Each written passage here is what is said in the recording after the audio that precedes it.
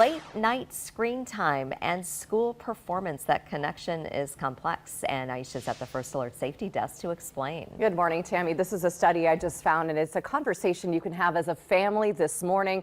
While there's significant consequences on your child's attention and school performance, there's more to your child using a smartphone at night, and it might not be totally detrimental, according to the study. It was published in the Journal of Early Adolescence, and it says late night phone use was linked to attention problems as far as 4 months down the road. However, researchers admit this issue, like you said, is more complex than they thought.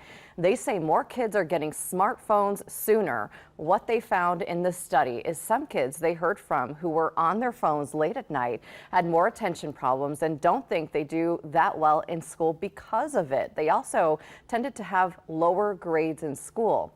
On the other hand, and this is where things get complex, researchers also found some kids who use their phones late at night tended to do better in school, but they're still looking into why that is. The study says this could be because having access to a phone as a resource and getting support from friends at school might be a good thing. Researchers say this highlights the importance of responsible phone use, which we've talked a lot about here at the First Alert Safety Desk.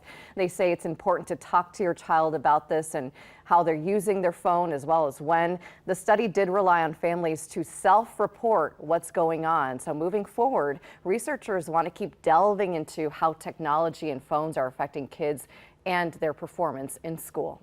Coming up in the next half hour, there's a possibly dangerous kids blanket recall I want to let you know about, Tammy.